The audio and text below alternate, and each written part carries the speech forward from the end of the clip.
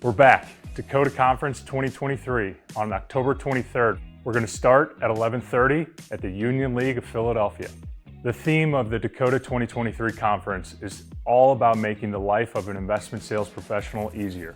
We are investment sales professionals ourselves, and we want to champion you all to help grow your career in the investment sales industry.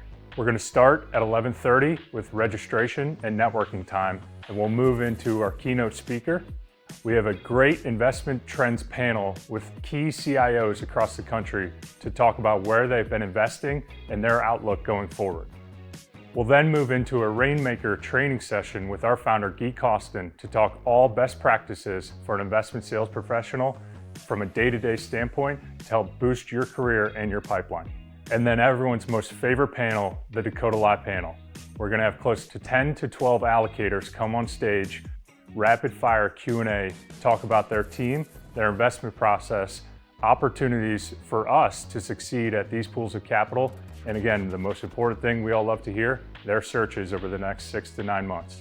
If you attended our last conferences in New York, you would know this is a panel that you do not want to miss. And then lastly, we'll round it out with more networking opportunity with the Dakota Cocktails at Union League of Philadelphia. It's going to be a great day full of amazing content. We get to hear from a lot of great allocators from our investment trends panel and our Dakota Live panel. We cannot wait to see you all there.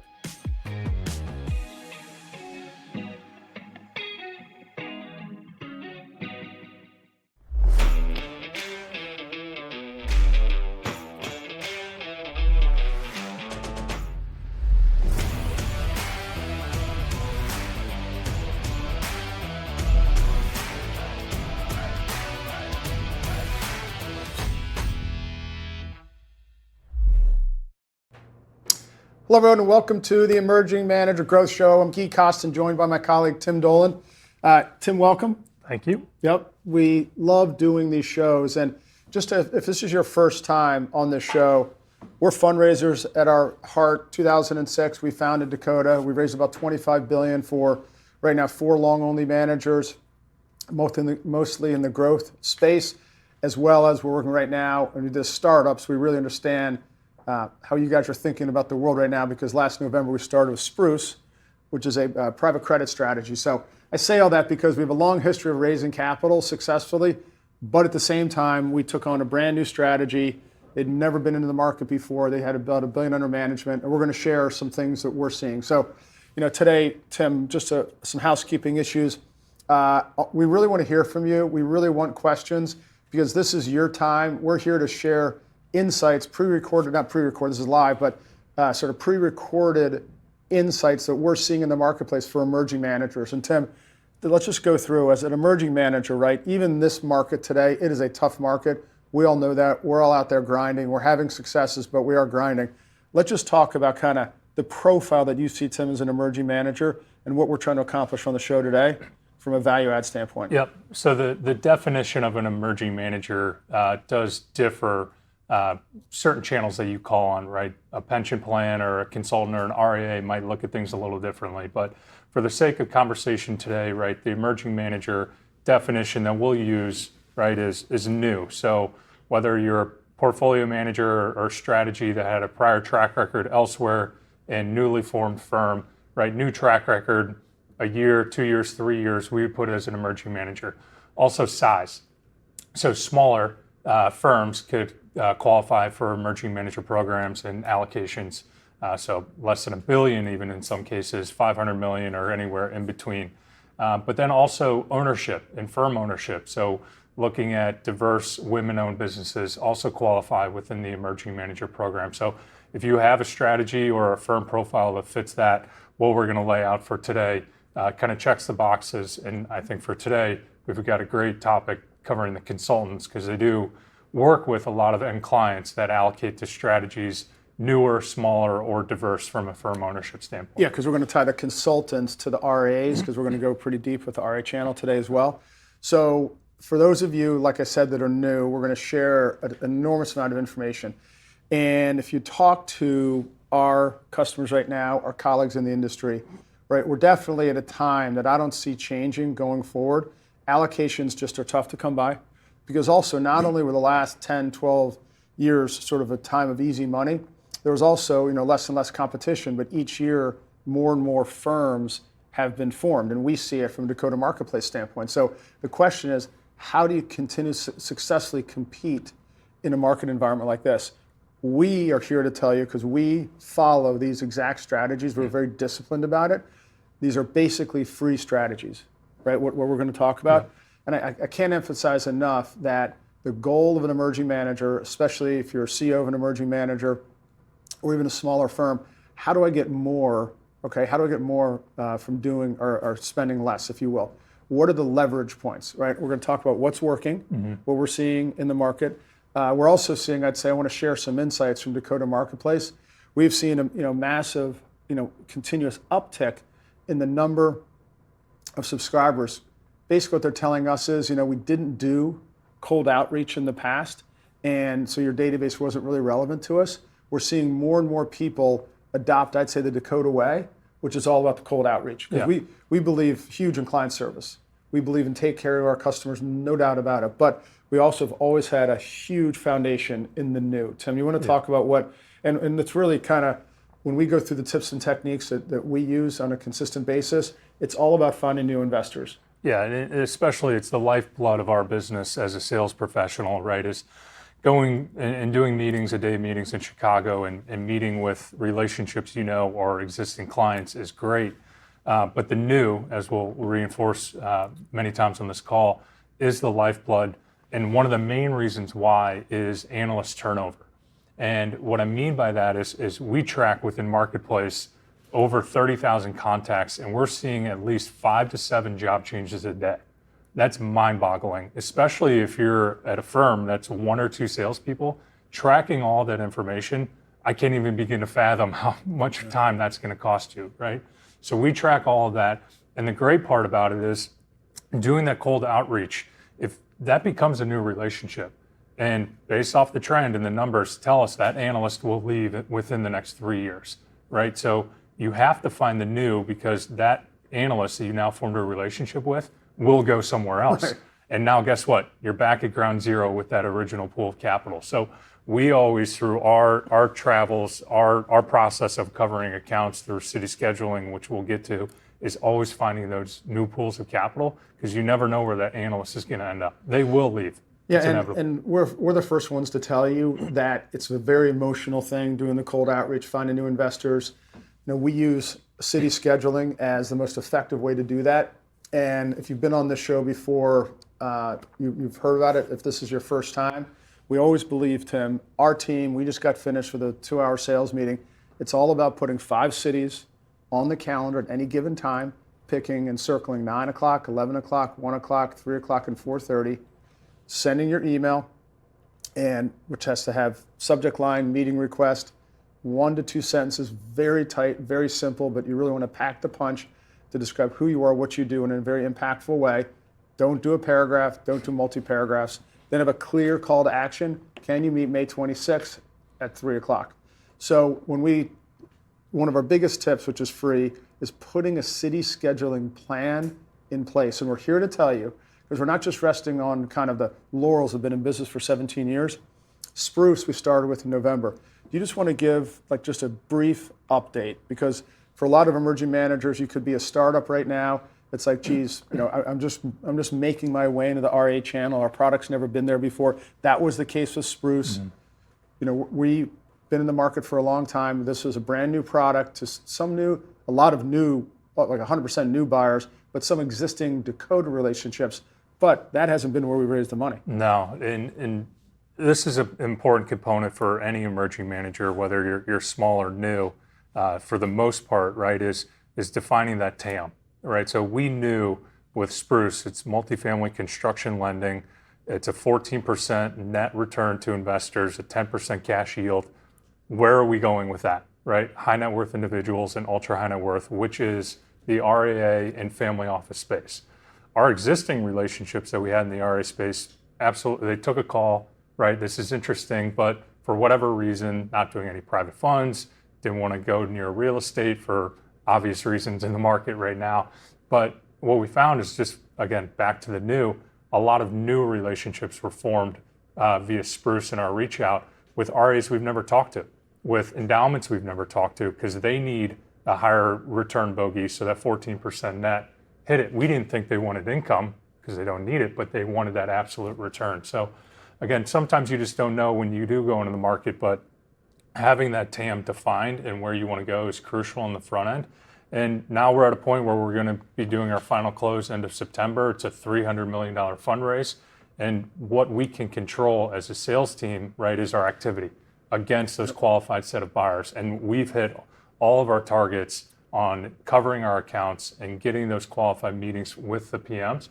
And if they allocate, great. If not, we'll be back in the market with Fund 3, which I think is a fine segue into covering channels, even though if you're small or new, while they can't do work with you now, right? Talking about some of the banks and broker dealers or some of the consultants, which we'll go into detail, covering them now is important. So when you get to certain thresholds, whether it's fund size, fund vintage, or track record, right? You don't want to start that cold process in 3 years, right? You just wasted 3 years. So starting that conversation today, knowing full well, and we understand it's time, maybe not allocated properly, but over time it will make sense, is covering those pools of capital today for the future. And a lot of that is the consultants. Yeah, fundraising is perpetual. It has to be perpetual. It has to be consistent. You have to do the consistent application of the process. So defining your TAM is very important, number one. Number two, putting a city scheduling plan in place, 5 cities at any given time. And then 3, and this is critical, you have to create, and it's simple to do, but you have to create the infrastructure in your CRM to track all of these asks, outreach, meetings you've scheduled, so you can so the follow-up and seeing your penetration rates into these channels is so critical, because so much of it is, we've called on firms, they didn't invest with us, they didn't do long on equities, they only index, right? Well, we went back to those where we didn't have a relationship, we called on them before, very disciplined about it, tracked everything. And then what ends up happening is if you do it consistently, and it's sort of trite to say, but sales is a numbers game. The more looks you get, the more asks, the more people see your brand. So it's consistently sending out 20 to 25 email meeting requests a day, having that discipline. I'm just telling you, right? I can't promise in any way, shape, or form, but I can tell you from our experience, it does bear fruit. Yeah. I'm not going to tell you it's easy. I'm not going to tell you that it's not emotionally taxing, because look, this is a little bit of a group hug here, okay? It's like group therapy. Like, sales is hard. The investment business is tough. I mean, as soon as you have, inflation coming down, now all the press talks about is it going to stay? I mean, it's just a never ending, right, narrative of fear and negativity and everything that just spooks investors. But what we've seen is if we just do this consistently, and there's, this component is free. So I want to bolt on, Tim, to our, this is how our business runs and how we're explaining to you how we do it. The TAM to city scheduling, to the CRM, to entering the meetings in the CRM, creating past activity reports, which we were just in our meeting today. Andrew Shea goes, Guy, I literally live in my 90-day rolling report of past meetings. It triggers all of these sales actions. So just to kind of give you the evidence, this is what we've been recommending ever since we've been going live with these concepts for 4 to 5 years, is you got to be able to track, right, Tim? I mean, you got to use your CRM to get leverage. I can't tell you how important this is. I know there's a cost to CRM, but using it, right? There's no cost once you're paying for it monthly, but I mean, it's $150 a month, I think Salesforce is. So you would just want to comment on that, because we're so consistent with the information we put into our database, but it gives us this amazing leverage. Yeah, and I think we were talking about it earlier, right? That having the CRM, right, it basically takes the sales manager role out of the picture, right? Where it allows sales professionals to do their job, and that's go sell. And putting your activity in, tracking your opportunities, having scorecards, right? Having your meeting notes all in one spot. It's all interconnected, right? And the good thing is, and we talked about it, time flies. So you do a meeting in Chicago in March, and it's August, and you're like, oh, I just met with them. No, it was 6 months ago, right? So it forces those sales triggers to get back in front of some folks. And one thing I want to touch on, the city scheduling, right? Because I've gotten asked this many times at a Dakota Cocktails event. It's like, look, we're a smaller shop, we're newer, we don't have the budget to go travel, right? Which I totally understand, but importantly, city scheduling is it's not necessarily about the actual traveling, right? What we use it as is a forced mechanism to cover accounts, right? There's 2,500 RAs in Marketplace. That's mind-numbing, covering all of those. But if you just go to the metro area of Chicago, there's 72. That's manageable, right? Right. Could we just, I just want to make a comment, Tim, is that if you don't have the budget to travel, which is, again, why we do this show, is to provide insight and counsel, right? It's just one or two people's opinion or a company's opinion. I'm going to give you the workaround there, okay? Your hometown, okay? Your hometown. There's no travel required, okay? Almost every town has over 30 RAs, every metro area. And then you're just a short drive, even if you live in Philly, you're a short drive to Baltimore, D.C., which is huge. You're 4 hours to Pittsburgh. You're up to New York in 2 hours. So you're within driving distance of many, many metro areas. You do not need to get on an airplane. What you need to do is get scheduling meetings with these qualified buyers. Yep. So we're all here to talk about raising money for our firms, what works, and then, listen, a little selfishly, for each one of you on this call, how to make money. You make money by raising money, right? But you got to do the outreach. That's the only way it's going to get done. And so, again, I keep reinforcing this. This is just a pep talk in just driving those meetings, because it does work, and you can do it inexpensively, like we've just outlined. Yeah, exactly. And even if you get the meetings, right, and it's a flight from Philly to Seattle and you only have two, right, the forced process of calling the accounts in Seattle and then continuing to call on them every 2.5 to 3 months, you're getting your brand out there, and they're starting to recognize your firm. Over time, they'll hit the bid, right? Whether it's a meeting or not. But as we all know, you can flip those meetings to a Zoom, and all of us are on Zoom, and that's super efficient. So it's that forced process of city scheduling. Easily drive or just flip them to a call. Now, a lot of our customers have listened to our next piece of advice. I'm getting a little ahead of myself. I don't want to change the slide right now, but I do just want to touch on what dovetails in with this and can really tenderize, okay, the market is doing a quarterly webinar, which is free. You might have to pay a little bit for Zoom, but even Zoom can be free. Quarterly webinar, we have a whole ebook, which we'll put in the chat. We have an ebook for hosting a quarterly webinar. You end up sending 4 to 5 emails, save the date, invitation, everything. They see your brand. It's your opportunity when you do that. You invite everybody to it, but you want to be able to have a catchy title and then something of value add that you're going to cover in that quarterly webinar. But it's free marketing. You're not asking for a meeting. And if you do it well within the call and it's a value added information, it's a killer. And it can make your PMs look so good. You just want to talk about how effective this has been, both from a acquisition, from a marketing standpoint for acquiring new clients adding to the strategy, and then the new. Yeah, so we do it for all of our long-only partners, sticking to that quarterly cadence. And what I would say is it's a couple things. One, telling your PM to do it might be like pulling teeth, right? You might get 1 or 2 people the first time you do it. But what it is it's an efficiency tool for the PM, right? So if you have 10 clients, you're doing 10 one-on-one calls, and then you go to the quarterly webinar, I'm going to guess you're probably going to cut half of those calls out. And you'll have 5 of the 10 that'll just say, you know what, I watched your webinar. We would recommend video, and we've got anecdotal evidence to prove that. It's very powerful.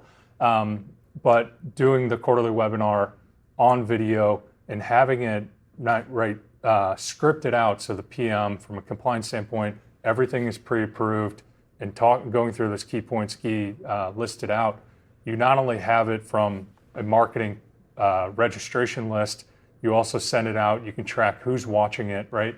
And you continue to build your brand. You're sending 16 emails a year, right? With just a quarterly update. So it's a client service tool, so you can tell your PMs you're saving them time, but also it's free marketing. Yep. So Tim, just of all your travels and everything, give a temperature check to the audience in terms of how receptive people are to meetings. Okay, what feedback from the meetings, especially talking about a new investment strategy. So just share sort of some thoughts from the road. Yeah, so in recent conversations, let's just call it over the past kind of 2 to 3 months, right? Obviously this summertime, you could say it's a little slower, but we actually appreciate that because analysts have more time to do things outside of the vacation that they're taking. But what I would say is and Guy touched on it, right? There will always be noise. There's always something happening, right? Whether it's rates, inflation, right? If there's a war, if there's some sort of issue on a certain coast, whatever it is, right? There's always a reason to just say, you know what, I'm not going to call them, right? But at the end of the day, the analysts, their job, right, as an analyst is to find unique, new investment ideas. That is what all of you have, right? By definition, whether it's small or new or diverse owned, they need to know about you because that's how they differentiate their business, right? So especially the REAs. So I would say, and also they need to know about you, but we as a collective group need to make it as easy as possible to understand and get to know our investment strategy, right, Tim? Yeah, exactly. I mean, that's one of the most important points is make it easy on them to learn about you and learn about us. Yeah, exactly. And other comments just from meetings and calls, right, is obviously fixed income with where rates have been and where people believe rates are going to go is definitely an attractive asset class. Now clients are being compensated to own some of these higher yielding instruments. I would say obviously equities have had a pretty good run, relatively speaking, this year comparatively to last year. So we've seen a little bit of reweighting there, but all in all is early part of this year and late last year, and we tracked it, the search activity was very low across consultants and institutions. It's picking up. Yeah, and we're seeing action. We're seeing a lot of action. So, yeah. Finals, getting invited to finals. I mean, but that's all through cold. I mean, it's a lot of work. It's a lot of work. Yeah, but we're seeing the results. Yeah, and we track it in Marketplace. The searches that we see on a daily basis from pensions and foundations, endowments, other institutions. Right, it's again 2 to 3 a day. So there is money in motion, which is positive. Yeah, can I just go through a few questions from the audience? Tim, you'll love this one. Is it a waste of time to call on institutional accounts that only use a consultant? No. Yeah. So here, if that's actually a good segue, because getting into the consultants, right? So there's a couple myths, and then we touched on it prior. Should I wait till I have a 3 or 5 year track record? Should I wait till I have 500 million or $1 billion in AUM? No. Should I only cover accounts that use a consultant? No. What about the tandem question came up? You should absolutely reach out to the consulting, introduce the strategy to the consulting firm. Yeah. Simultaneously, you should be reaching out directly to each individual plan. Like I said before, the goal is to make it very easy to people understand your product. Most of the time, folks like us sitting right here and potentially some people on this call write very long emails that never get to the point, right? So it's just, and then everyone's like, I don't know if because I'm getting so many of these, right? So I just implore everyone to do your best that you possibly can to make it very easy to understand your investment strategy. Yeah, and mostly in an email, naturally. And finding pools of capital that work with a consultant, public pension, foundation, endowment, right, corporate plans, especially, right? They have a consultant, but for the most part, they have a team internally that is doing investment research and will rely on a consultant like a Mercer and RVK as a added resource, right? As a check the box, they've helped us do due diligence. You want to hit from both angles, right? So getting rated at some of these global consultants does take time. But what can force the issue is if you have that relationship with a direct institution, a foundation endowment as an example, they'll call their field consultant and say, hey, you got to take a look at XYZ firm. They're relatively new, but they have a great prior track record. They're diverse owned, whatever it might be. So hitting it from both angles, we would highly recommend because you never know what they're going to be looking for at any given point in time. We just need to make sure that we're in front of them today. So when they have a search, at least we're throwing in the hat. Yeah, and I think the key is just to be in action, right? Because action and time are free. As long as you're calling on people that buy what you sell, which is the ultimate in qualifying an account, make sure you know that they invest in your asset class. And then you're just repeatedly calling on them. So clearly, I think the theme that you can see here is we're pretty addicted to just getting out there consistently. Tim, why don't you go through some of the leading emerging manager consultants? Because I think that'll be helpful as well. Fortunately, we've had... Oh, by the way, two questions came in. One, what's the size of an emerging manager? Would you say, and I know it's hazy, $3 billion? Yeah, top end, sub kinda. 3 billion. Yeah, Right. so sub 3 billion. Someone asked in Dakota Marketplace, is there a checkbox for emerging manager programs? The answer is yes. Tim's going to go through them right now as Yep. well. But the answer is yes. And we're going to send out post-call notes. There's head to toe in terms of approaching these emerging manager programs. There's all different considerations sort of across the board. Yeah. And I also think, Tim, when we're talking about an emerging manager, don't underestimate the work that you're doing to get in front of these and even to go through the due diligence process if it doesn't come to fruition. The reason I say that is every interaction that you have with a prospect becomes educational. How much have we seen it with, Robert, right, and Joshua at Spruce, who are just awesome.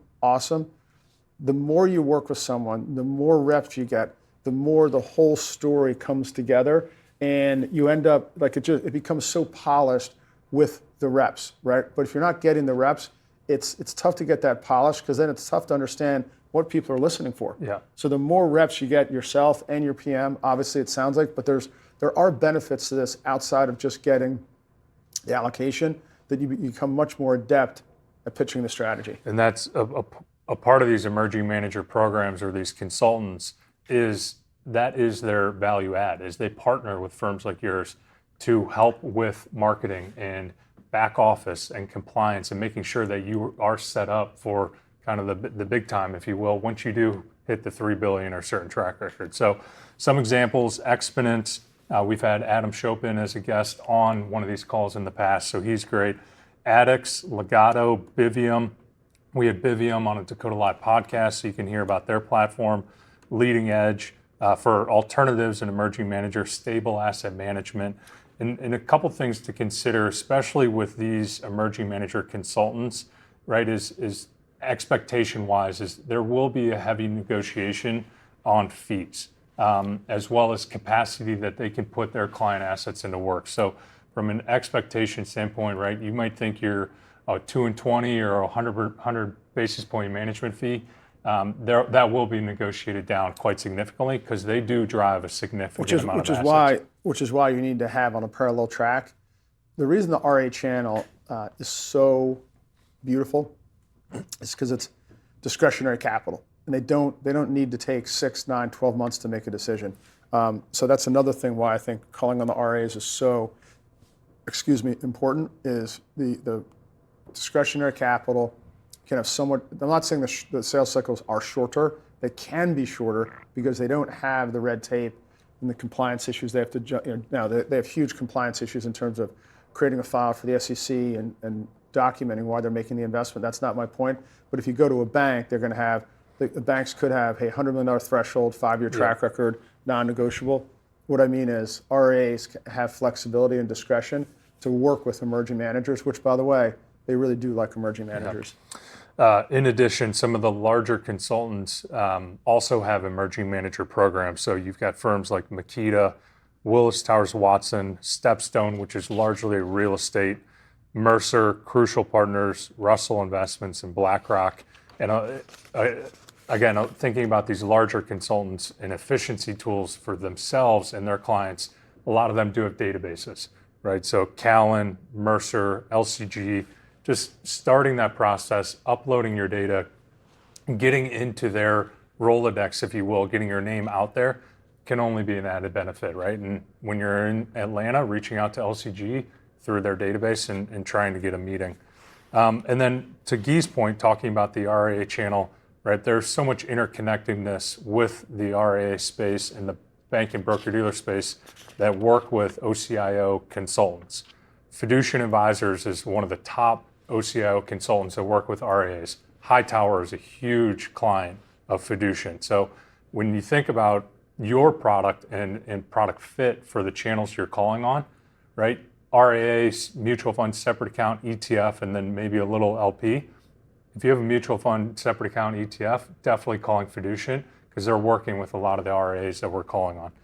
TIF, Strategic Investment Group, Investure, which is largely alternatives, Edge Hill Endowment Partners. So all of these are some of the OCIO groups that do work with emerging managers on behalf of their clients.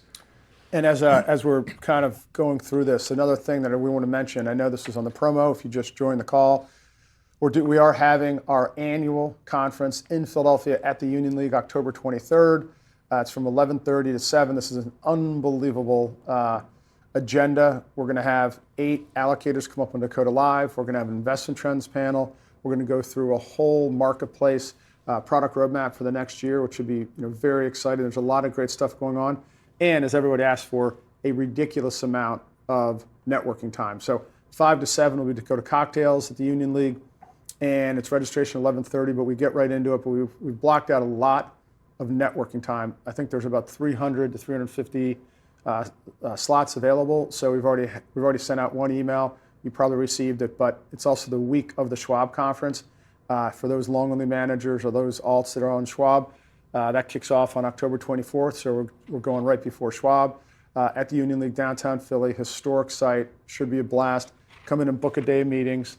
It's free. Remember, we're trying to add a ton of value to everyone in the investment management industry we possibly can. So we're putting this on, no charge, of course, and anything that we can do to help. Additionally, Tim, I did want to mention that as we're going through here, within Dakota Marketplace and also here, we have your upcoming conferences. So there are a lot of really good emerging manager conferences that are worth attending. We don't know, so within our database there, it goes through the cost, but these are very useful conferences to attend. I would call out a couple you see on October 11th, the Callan College. So they have Callan, the consultant, has Callan IAG, but for emerging managers, Callan Connects. That's a great program to be involved in. So I would definitely look up Callan Connects.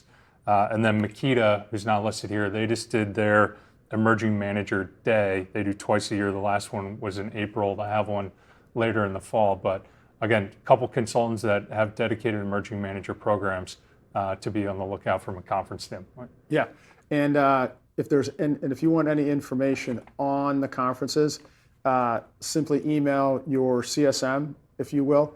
And if you need something exported in Excel of a different conference or what have you, we're happy to send it to you so you can upload it into your CRM as well. So like I said, these are, I think we're over 600 conferences right now collecting, and you don't necessarily need to attend some of these conferences. You can just be in the city, you can set up meetings, you can hang around the hoop, if you will.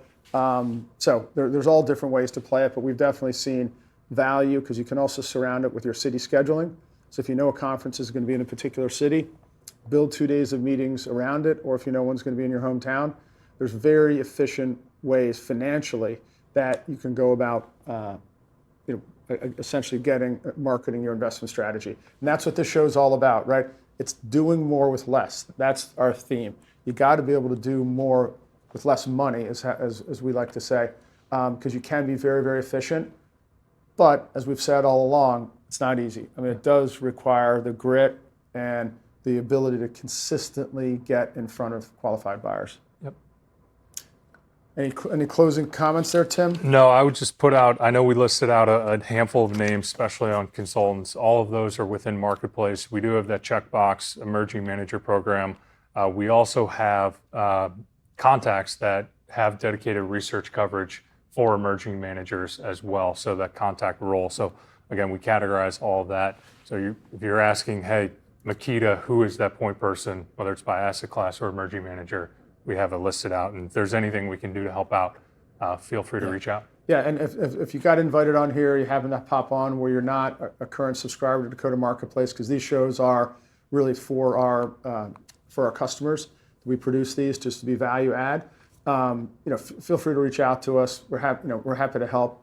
Probably a lot of people might have found us through these things, but nonetheless, this is for our customers of Dakota Marketplace. I just wanted to emphasize, I can't emphasize enough, and I know I do this on every single call, Tim, but the quarterly conference call webinar is so critical, and these are some of the benefits, right, that you get. It's such a winner. It's been such a winner for us. I know customers that didn't do it who are now doing it are getting great value. So again, just emphasizing the key takeaways. And just to close it out, we do email us. We'll send you the ebook on the webinar. Our next episode 12, is September 26th at 2 p.m. We'll be sending out an invite. And with that, everyone, can't thank you enough, Tim. Your insights were awesome. Thanks so much. We appreciate it. Thank you. Everyone, have a great afternoon. Hello, everyone. Just wanted to say thanks for watching. Hope you enjoyed the show. One thing that I think you do know is all of this information that we covered exists in Dakota Marketplace, our institutional investor database.